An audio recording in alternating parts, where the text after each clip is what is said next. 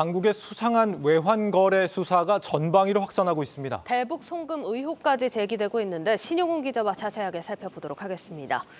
신 기자, 이게 지난 시간에도 저희가 다뤄봤었는데 우선 다시 한번 좀 정리를 해보도록 하겠습니다. 이 당국의 이번 중간 조사 결과 수상한 외환 거래 추정 규모가 2배로 늘어났다는 거죠. 맞습니다. 우리은행과 신한은행에서 발생한 이상 외환 송금 거래 규모가 당초 알려진 것보다 2배 정도 많은 4조 원대로 드러났습니다. 예.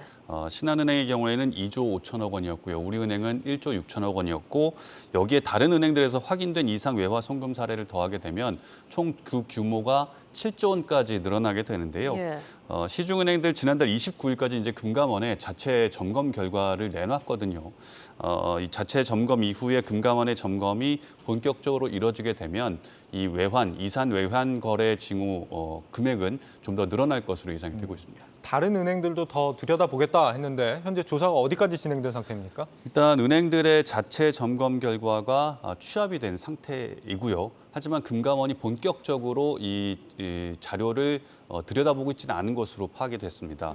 왜냐하면 오는 8월 5일까지 검사 휴지기를 갖겠다라고 밝힌 바가 있거든요. 아무래도 이제 여름 휴가철이다 보고 여름 휴가철인데다가 검사 인력들도 좀 휴가를 가 있는 상태이기 때문에 5일까지 휴지기가 끝난 다음에 신한과 우리은행 검사를 먼저 마무리 짓고 다른 은행들의 외환 거래 상황을 들여다본다라는 계획을 갖고 있습니다. 특히 조사된 외화 송금액 중에서 정상적인 거래도 있을 수 있기 때문에 이를 가려내는 작업도 우선적으로 진행을 할 예정입니다. 알겠습니다. 지금 어쨌든 거액의 돈들이 이렇게 통상적인 무역 거래 수준을 넘어서서 비정상적으로 이루어졌다 이런 상황인 건데 어떤 식으로 이루어진 겁니까, 그럼?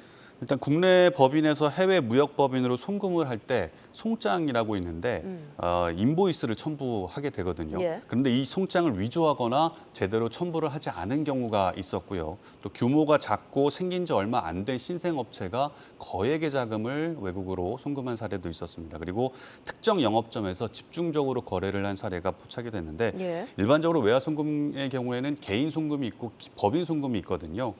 개인 송금의 경우에는 많이 아시는 것처럼 생활 자금을 뭐 보낸다든지 아니면은 유학 가 있는 자녀들한테 유학 자금을 보낸다든지 하는 예. 식인데 이게 1년에 5만 달러까지는 증빙 서류 제출하지 않고도 개인이 송금을 할 수가 있습니다. 그런데 법인의 경우는 좀 다릅니다. 일단 무역 대금이기 때문에 규모도 상당하고 주고받는 금액 자체에 내용이 있습니다. 어떤 거를 물건을 사고 팔고 했다라는 그런 증빙 서류를 첨부를 해야 되는데 이런 부분이 이번 외환 이상 거래 징후에서 포착이 된 겁니다. 그렇군요. 그리고 또 문제가 되는 부분들이 이렇게 송금된 돈들이 일단 가상자산 거래소에서 흘러나왔다는 점, 이 부분도 문제가 되고 있지 않습니까? 맞습니다. 이 금감원이 우리은행하고 신한은행의 이상 외화 거래를 검사해 봤더니 네. 대부분이 가상자산 거래소에서 대부분요? 흘러나온 것으로 확인이 됐습니다. 예. 이 가상자산 거래소에서 여러 개인과 법인으로 이체된 금액이 다시 이제 국내 무역법인 계좌로 모였다가 외화로 바뀌어서 해외 법인으로 송금이 된 그런 케이스인데요.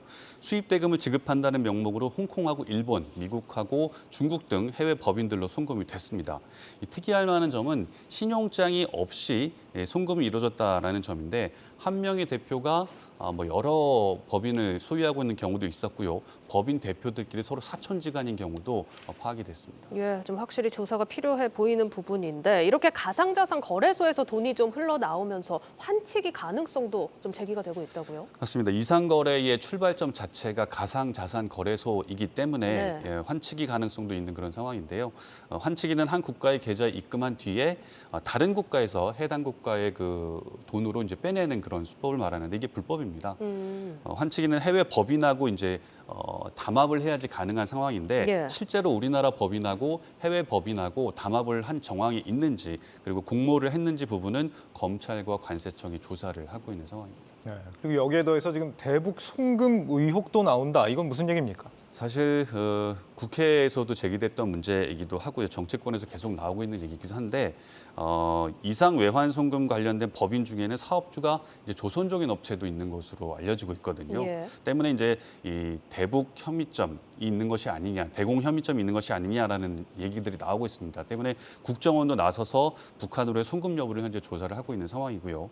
이 밖에도 자금 세탁 여부라든지 은행 내부에 공모자가 있는 것이 아니냐, 윗선까지 좀 고위층이 관련돼 있는 것은 아니냐라는 부분도 현재 사정당국이 들여다보고 있는데 금융사들에 대한 중징계 조치는 일단 내년 초나든가 올해 말에 있을 금융지주사들의 지배구조에도 상당한 영향을 줄 수 있는 사안이기 때문에 예.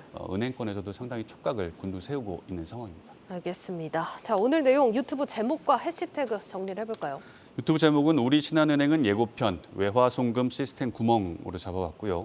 해시태그는 거액송금, 대북송금, 자금 세탁으로 꼽아봤습니다. 예, 잘 들었습니다. 경제부 신용훈 기자였습니다.